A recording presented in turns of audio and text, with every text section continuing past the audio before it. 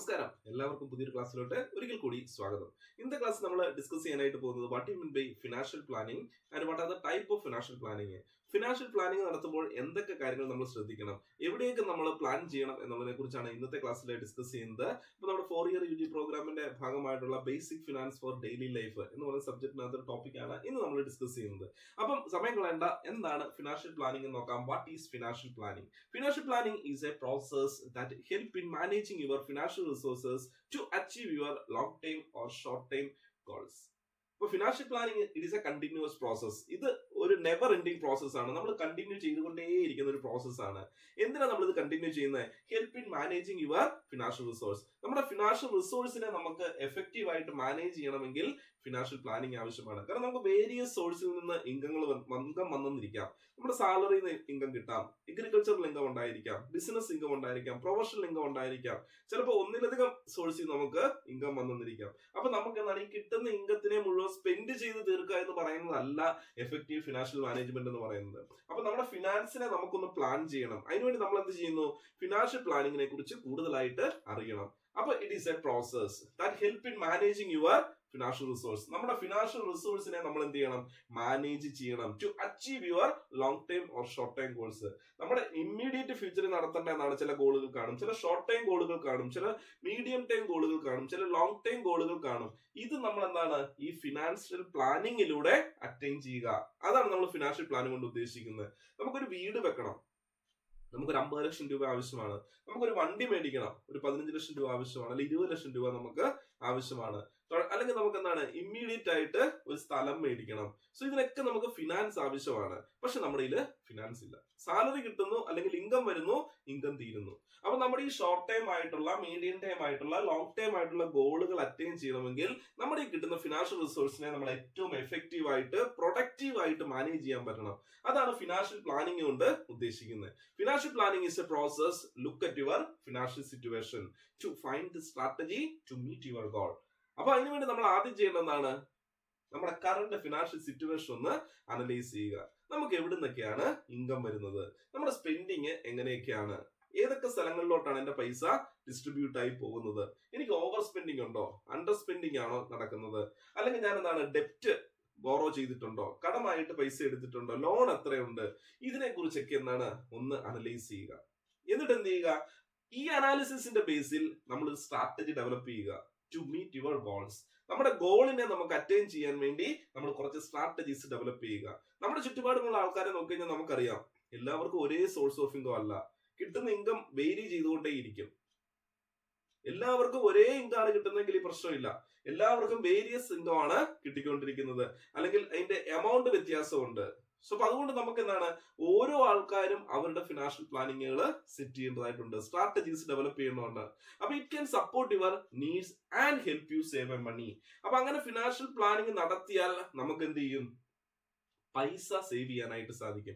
ആ സേവ് ചെയ്യുന്ന പൈസ നമുക്ക് എഫക്റ്റീവ് ആയിട്ട് യൂട്ടിലൈസ് ചെയ്തുകൊണ്ട് നമ്മുടെ ഗോൾ അറ്റൈൻ ചെയ്യാൻ നമ്മളെ ഹെൽപ്പ് ചെയ്യുന്നു. അപ്പൊ എന്തൊക്കെ കാര്യം, ഒരു ഇമ്പോർട്ടന്റ് ഫാക്ടർ ആണ് നമ്മുടെ പേഴ്സണൽ ഫിനാൻഷ്യൽ പ്ലാനിങ്ങിനകത്ത് ബഡ്ജറ്റിംഗ് എന്ന് പറയുന്നത്. Under budgeting your income and expense are analysed. നമ്മുടെ ഇൻകവും എക്സ്പെൻസ് നമ്മൾ എന്ത് ചെയ്യണം? ഒന്ന് അനലൈസ് ചെയ്യണം. And on the basis that the financial plan are made. അതിന്റെ ബേസിൽ നമ്മുടെ ഇൻകവും എക്സ്പെൻസും നമ്മൾ എന്താണ് ഐഡന്റിഫൈ ചെയ്തതിന്റെ ബേസിൽ നമ്മൾ എന്ത് ചെയ്യുക? നമ്മുടെ ഫിനാൻഷ്യൽ പ്ലാൻ പ്രിപ്പയർ ചെയ്യുക. It is focus on minimising the cost and the ഡെപ്റ്റ് and increase your disposable income. അപ്പൊ ബഡ്ജറ്റ് പ്രിപ്പയർ ചെയ്യുമ്പോൾ ഞാൻ ഒരു എക്സാമ്പിൾ ഇവിടെ കൊടുത്തിട്ടുണ്ട്. നമുക്ക് കിട്ടുന്ന ടോട്ടൽ എന്താണ് ഇൻകത്തിനെ, അല്ലെങ്കിൽ വേരിയസ് സോഴ്സ് ഓഫ് ഇൻകത്തിൽ നിന്ന് നമുക്ക് കിട്ടുന്ന ടോട്ടൽ ഇൻകം നമ്മളൊന്ന് ഐഡന്റിഫൈ ചെയ്യുക. ഐഡന്റിഫൈ ചെയ്യുന്നത് നമുക്ക് 50-30-20 എന്ന് പറയുന്ന ഒരു റൂള് നമുക്ക് അപ്ലൈ ചെയ്യാം. 50% നിങ്ങൾ എന്തിനു കൊടുത്തേക്കുക? നീഡ്സിനെ സാറ്റിസ്ഫൈ ചെയ്യാൻ കൊടുത്തേക്കുക. നമ്മുടെ വീട്ടിലോട്ട് ആവശ്യമായിട്ടുള്ള ഗ്രോസറി പർച്ചേസ്, അല്ലെ യൂട്ടിലിറ്റീസിന്, ട്രാൻസ്പോർട്ടേഷന്, ഇൻഷുറൻസിന് വേണ്ടി, ഹെൽത്ത് കെയറിന് വേണ്ടി, ഹൗസിങ്ങിന് വേണ്ടിയൊക്കെ നമുക്ക് എന്താണ് നമ്മുടെ ഒരു 50% നമ്മൾ മാറ്റി വെച്ചേക്കുക. നമുക്ക് എല്ലാ മാസവും ആവശ്യമായി വരുന്ന കുറെ റിപ്പീറ്റഡ് പേയ്മെന്റുകളാണ്, അല്ലെങ്കിൽ റിപ്പീറ്റഡ് എക്സ്പെൻസുകളാണ്. പിന്നെ നമ്മൾ ഒരു 30% നമുക്ക് നമ്മുടെ വാൻസിനെ സാറ്റിസ്ഫൈ ചെയ്യാൻ വേണ്ടി മാറ്റി വെച്ചേക്കുക. നമുക്ക് ഡിന്നറിന് പോകണം, അല്ലെങ്കിൽ ഒരു ട്രാവലിന് പോകണം, ഒരു ഫിലിമിന് പോകണം, ഇങ്ങനെയൊക്കെയുള്ള നമ്മുടെ വാൻസിനെ സാറ്റിസ്ഫൈ ചെയ്യാൻ വേണ്ടി ഒരു 30% മാറ്റി വെച്ചേക്കുക. റിമൈനിങ് വരുന്ന 20% compulsory goes toward your financial future. Compulsory നമ്മൾ എങ്ങോട്ട് കൊടുത്തേക്കുക? നമ്മുടെ ഇൻവെസ്റ്റ്മെന്റ് ആൻഡ് സേവിങ്സിലോട്ട് മാറ്റി വെച്ചേക്കുക. സോ അങ്ങനെ നമുക്ക് നമ്മുടെ ഒരു ബഡ്ജറ്റ് പ്രിപ്പയർ ചെയ്യാൻ സാധിച്ചു കഴിഞ്ഞാൽ സുഖമായിട്ട് നമുക്ക് ഈ പറഞ്ഞ ഇൻവെസ്റ്റ്മെന്റ് ചെയ്യാനും അല്ലെങ്കിൽ ടാക്സ് പ്ലാനിങ് നടത്താനും ഒക്കെ നമ്മളെ ഹെൽപ്പ് ചെയ്യും. രണ്ടാമത്തെ ഫാക്ടർ എന്താണ്? നമുക്കൊരു ഇൻവെസ്റ്റ്മെന്റ് ഉണ്ടായിരിക്കണം. സാലറീഡ് പേഴ്സൺ ആയിക്കോട്ടെ, അല്ലെങ്കിൽ അഗ്രികൾച്ചർ ഇൻകം കിട്ടുന്ന ആളായിക്കോട്ടെ, ബിസിനസ് ഇൻകം കിട്ടുന്ന ആളായിക്കോട്ടെ, ഏത് സോഴ്സിൽ നിന്ന് ഇൻകം കിട്ടിയാലും ശരി, നമുക്ക് ഒരു ഇൻവെസ്റ്റ്മെന്റ് പ്ലാനിങ് ഉണ്ടായിരിക്കണം. ഒരു ഇൻവെസ്റ്റ്മെന്റ് ഓപ്ഷൻ അത്യാവശ്യമാണ്. Under investment planning strategies are made for future investment. അപ്പം ഇൻവെസ്റ്റ്മെന്റ് പ്ലാനിങ് എന്ന് പറഞ്ഞാൽ എന്താണ്? Strategies are made for future investment. നമ്മുടെ ഫ്യൂച്ചറിലോട്ട് നമുക്കൊരു ഇൻവെസ്റ്റ്മെന്റ് ആവശ്യമാണ്. ഒരു 10 വർഷം കഴിഞ്ഞാൽ അല്ലെങ്കിൽ ഒരു 5 വർഷം കഴിഞ്ഞാൽ നമുക്ക് അറ്റൈൻ ചെയ്യേണ്ട ചില ഗോളുകളുണ്ട്. അതിന് ചിലപ്പോൾ നമ്മളെ ഇൻവെസ്റ്റ്മെന്റ് ഹെൽപ്പ് ചെയ്യും. അപ്പൊ U can plan for the type of investment and the proportion of investment you want. അപ്പൊ നമ്മൾ ഏത് ടൈപ്പ് ഓഫ് ഇൻവെസ്റ്റ്മെന്റ് ആണ് നമുക്ക് സ്യൂട്ടബിൾ എന്ന് ഐഡന്റിഫൈ ചെയ്യണം. അപ്പൊ അതിനുവേണ്ടി കുറച്ച് ഇൻവെസ്റ്റ്മെന്റ് ഓപ്ഷൻസ് ഞാൻ ഇവിടെ ഡിസ്പ്ലേ ചെയ്തിട്ടുണ്ട്. നിങ്ങൾക്ക് ഫിക്സഡ് ഡെപ്പോസിറ്റിൽ പൈസ കൊടുക്കാം. അല്ലെ, ഒന്നാമത്തെ ഓപ്ഷൻ എന്താണ്? സാധാരണ എല്ലാവർക്കും അറിയാവുന്ന ബാങ്കിൽ കൊണ്ടുപോയി പൈസ ഡെപ്പോസിറ്റ് ചെയ്യാം. അപ്പൊ ഇൻവെസ്റ്റ്മെന്റ് ആണെങ്കിൽ നമ്മൾ എന്ത് ചെയ്യും? FD-യിലായിരിക്കും കൂടുതലായിട്ട് പ്രിഫർ ചെയ്യുന്നത്. അല്ലെങ്കിൽ നമുക്ക് ബോണ്ടുകളോ ഡിബഞ്ചറുകളോ ചൂസ് ചെയ്യാം, ഗോൾഡ് ചൂസ് ചെയ്യാം, സ്റ്റോക്ക് മാർക്കറ്റിലെ ഇൻസ്ട്രുമെന്റ്സുകൾ നമുക്ക് ചൂസ് ചെയ്യാം. അല്ലെങ്കിൽ നമുക്ക് മ്യൂച്വൽ ഫണ്ടിലോ, പബ്ലിക് പ്രൊവിഡന്റ് ഫണ്ടിലോ, എക്സ്ചേഞ്ച് ട്രേഡഡ് ഫണ്ടിലോ, നാഷണൽ പെൻഷൻ സ്കീമിലോ, റിയൽ എസ്റ്റേറ്റിലോ പൈസ ഇൻവെസ്റ്റ് ചെയ്യാം. സോ ഒരു അവയർനെസ് ക്രിയേറ്റ് ചെയ്യാൻ വേണ്ടിയാണ് ഞാൻ ഈ ഓപ്ഷൻസ് കൂടെ ക്രിയേറ്റ് ചെയ്തിരിക്കുന്നത്.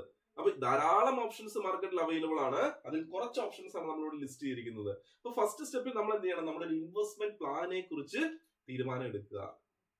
ടാക്സ് പ്ലാനിങ്ങിനെ കുറിച്ച് ചിന്തിക്കണം. സോ നമുക്ക് ടാക്സബിൾ ഇൻകം ഉണ്ടെങ്കിൽ ഗവൺമെന്റ് പറയുന്ന അല്ലെങ്കിൽ ഇൻകം ടാക്സിന്റെ നിയമത്തിൽ പറയുന്ന ടാക്സബിൾ ഇൻകം അല്ലെങ്കിൽ ടാക്സ് പേ ചെയ്യാൻ ബാധ്യസ്ഥരായിട്ടുള്ള ആളാണ് നമ്മളെങ്കിൽ തീർച്ചയായിട്ടും നമ്മൾ എന്ത് ചെയ്യണം?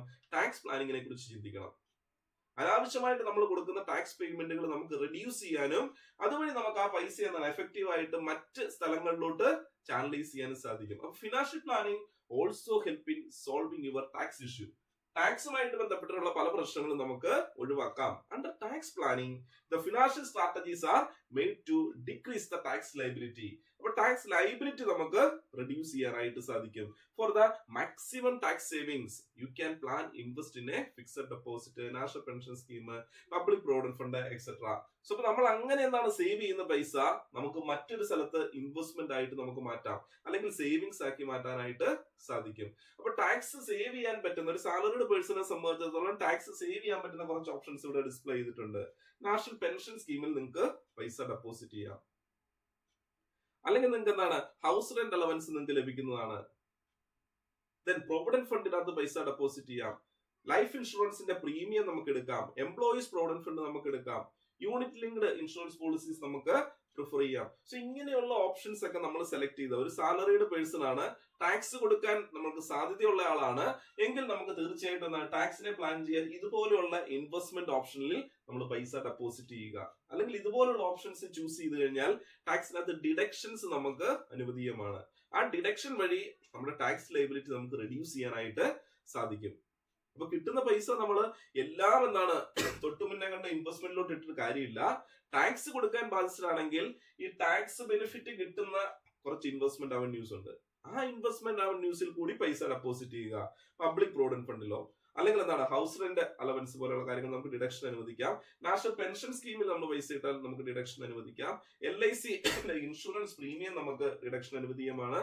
സോ ഇങ്ങനെയുള്ള കുറച്ച് ഓപ്ഷൻസ് നമ്മൾ എന്ത് ചെയ്യുക? ഐഡന്റിഫൈ ചെയ്യുക. അതിലോട്ട് നമ്മുടെ പൈസ കുറച്ച് മാറ്റുക. അതുവഴി നമുക്ക് ടാക്സ് എന്ന് പറയുന്ന ഒരു ബർഡൻ നമുക്ക് റെഡ്യൂസ് ചെയ്ത് കൊണ്ടുവരാൻ സാധിക്കും. ആ റെഡ്യൂസ് ചെയ്ത് കിട്ടുന്ന പൈസ നമുക്ക് മറ്റേതെങ്കിലും എഫക്റ്റീവ് ആയിട്ടുള്ള സ്ഥലത്ത് നമുക്ക് പ്രൊഡക്റ്റീവ് ആയിട്ട് ചാനലൈസ് ചെയ്യാനായിട്ട് സാധിക്കുന്നു. അപ്പം ഇൻവെസ്റ്റ്മെന്റ് ഓപ്ഷൻ നോക്കണം, planning option, tax planning option നോക്കണം. മൂന്നാമതായിട്ട് നമ്മൾ അറിഞ്ഞിരിക്കേണ്ട റിട്ടയർമെന്റ് പ്ലാനിങ്. നമ്മൾ റിട്ടയർ ആകുമ്പോൾ 50 വയസ്സാകുമ്പോൾ 60 വയസ്സാകുമ്പോൾ 55 വയസ്സിൽ നമ്മൾ പ്ലാൻ ചെയ്യേണ്ട ഒരു കാര്യമല്ല റിട്ടയർമെന്റ് എന്ന് പറയുന്നത്.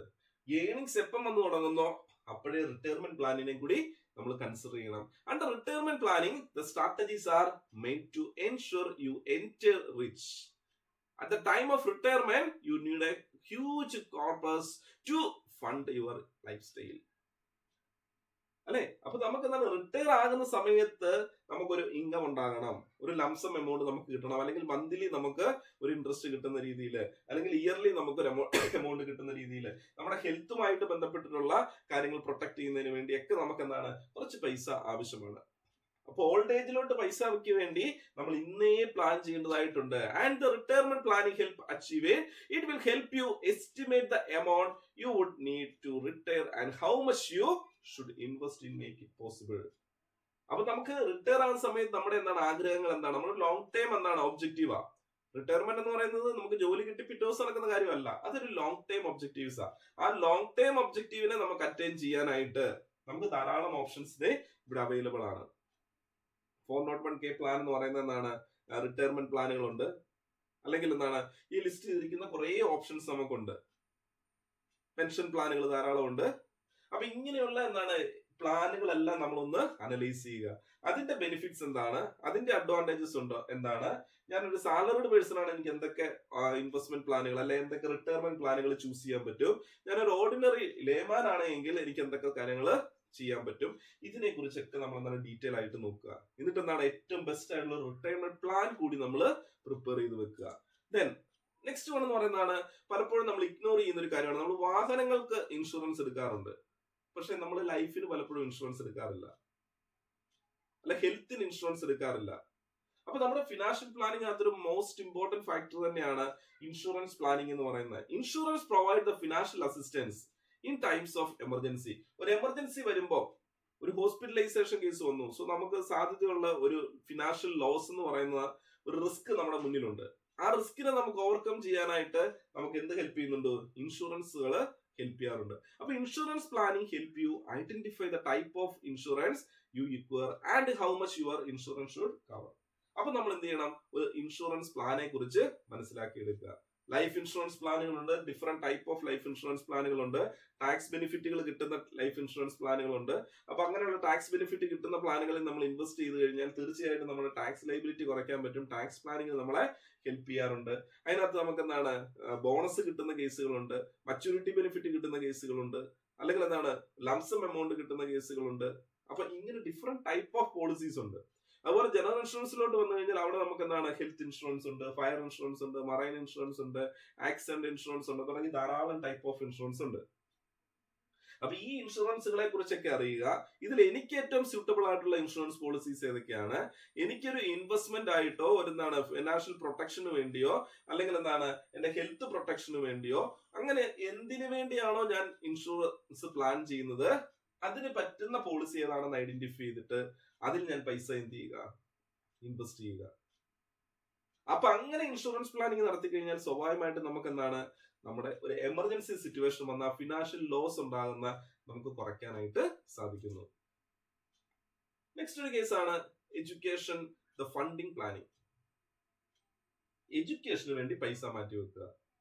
സോ എഡ്യൂക്കേഷന് വേണ്ടി പൈസ മാറ്റി വെക്കുക എന്ന് പറയുമ്പോഴത്തേക്ക് നമ്മുടെ കുട്ടികൾക്ക് വേണ്ടിയുള്ളതായിരിക്കാം, ചിലപ്പോൾ നമുക്ക് തന്നെ വേണ്ടിയുള്ളതായിരിക്കാം. ജോലി കിട്ടി, പക്ഷെ ജോലി കിട്ടി കഴിഞ്ഞിട്ടായിരിക്കും എനിക്ക് എന്താണ് ഒരു ഹയർ സ്റ്റഡീസ് ചെയ്യണം തോന്നുന്നത്, അല്ലെങ്കിൽ എന്താണ് ഒരു PhD നമ്മൾ ചെയ്യണം എന്ന് വിചാരിക്കുന്നത്. അപ്പൊ ഈ PhD ചെയ്യണമെങ്കിൽ എനിക്ക് എന്ത് വേണം, ഒരു ഫിനാൻഷ്യൽ സപ്പോർട്ട് ആവശ്യമാണ്. എന്റെ സാലറിയിൽ നിന്ന് എനിക്ക് ചെയ്യാൻ പറ്റുന്നില്ല എന്ന് വിചാരിക്കുക. സോ അങ്ങനെയാണ് ഞാൻ എന്റെ സാലറിയുടെ ബഡ്ജറ്റ് പ്രിപ്പയർ ചെയ്യുമ്പോൾ തന്നെ ഞാൻ എന്ത് ചെയ്യുക, എഡ്യൂക്കേഷന് വേണ്ടി ഒരു ഫണ്ട് മാറ്റി വെക്കാൻ ശ്രമിക്കുക. The financial planning for education has become increasingly important as an expense of higher education in India as the sky rocket over the years. ഓരോ വർഷം കഴിയും തോറും ഇതിന്റെ പേയ്മെന്റുകൾ കൂടിക്കൊണ്ടിരിക്കുകയാണ്. അപ്പൊ financial planning in advance for education expense ensure that you don't compromise your goal.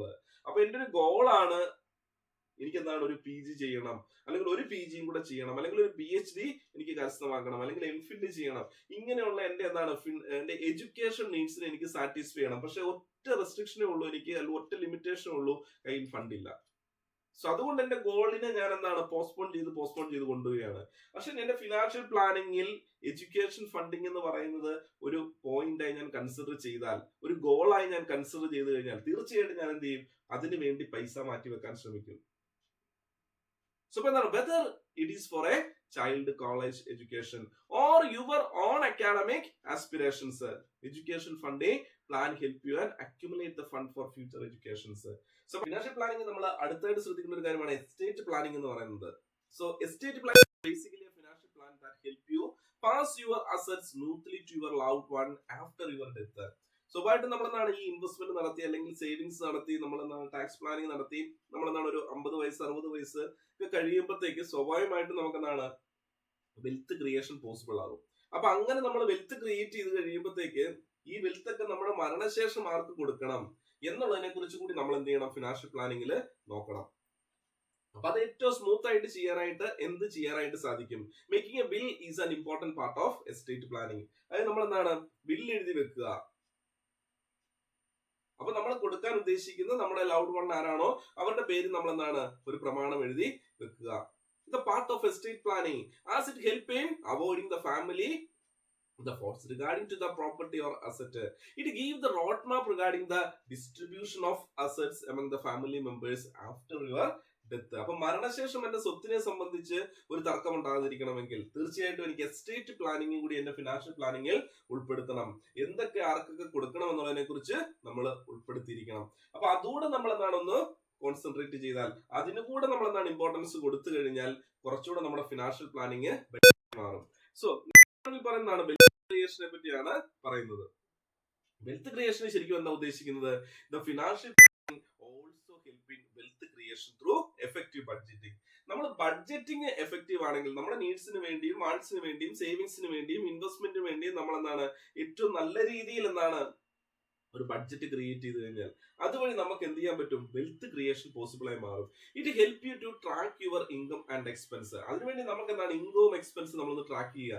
By keeping track of your spending and controlling the unnecessary expense. അതിൽ നിന്ന് അങ്ങനെ നമ്മൾ എന്താണ് നമ്മുടെ ഇൻകവും എക്സ്പെൻസും നമ്മൾ കറക്റ്റ് ചെയ്തു, അല്ലെ ഇൻകവും എക്സ്പെൻസ് നമ്മൾ ഐഡന്റിഫൈ ചെയ്തു.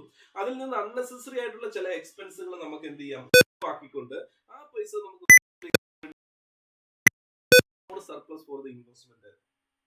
എന്താണ് ഫിനാൻഷ്യൽ പ്ലാനിങ് നടത്തുമ്പോൾ വെൽത്ത് ക്രിയേഷൻ നടത്താനായിട്ട് സാധിക്കുന്ന കുറച്ച് ഹിന്റുകൾ ഞാൻ ഇവിടെ ഒരു പിക്ചർ ആയിട്ട് കൊടുത്തിട്ടുണ്ട്. ദെൻ ബഡ്ജറ്റില് നമ്മൾ സ്റ്റാർട്ട് ചെയ്ത് ദെൻ ഈ ഫിനാൻഷ്യൽ ഫ്രീഡത്തിൽ വഴി വെൽത്ത് ക്രിയേറ്റ് ചെയ്തതിന്റെ ഒരു ലെഗസി എൻജോയ് ചെയ്യുന്ന ഒരു കുറച്ച് സ്റ്റെപ്സുകൾ ഞാൻ ഇവിടെ നോട്ടീസ് ചെയ്തിട്ടുണ്ട്. അപ്പൊ എനിവേ നമ്മൾ എന്താണ് നമ്മുടെ ഫിനാൻഷ്യൽ പ്ലാനിങ് നടത്തുമ്പോൾ എങ്ങനെ നമുക്ക് വെൽത്ത് ക്രിയേറ്റ് ചെയ്യണം, അപ്പൊ നമ്മുടെ ഒബ്ജക്റ്റീവ്സ് നമ്മൾ സെറ്റ് ചെയ്യണം. വീട് വെക്കണം, വാഹനം മേടിക്കണം, ഇങ്ങനെ എന്റെ വെൽത്തിനെ ഇൻക്രീസ് ചെയ്യാൻ എനിക്ക് എന്ത് ചെയ്യാൻ സാധിക്കും എന്നുള്ളതിനെ കുറിച്ച് നോക്കി അതിനനുസരിച്ച് നമ്മൾ എന്താണ് ഒന്ന് പ്ലാൻ ചെയ്താൽ തീർച്ചയായിട്ടും നമുക്ക് എന്താണ് വെൽത്ത് ക്രിയേറ്റ് ചെയ്യാനായിട്ട് സാധിക്കും. അപ്പൊ വെൽത്ത് ക്രിയേഷനൂടെ ഒരു ഇമ്പോർട്ടന്റ് ഫാക്ടറാണ്.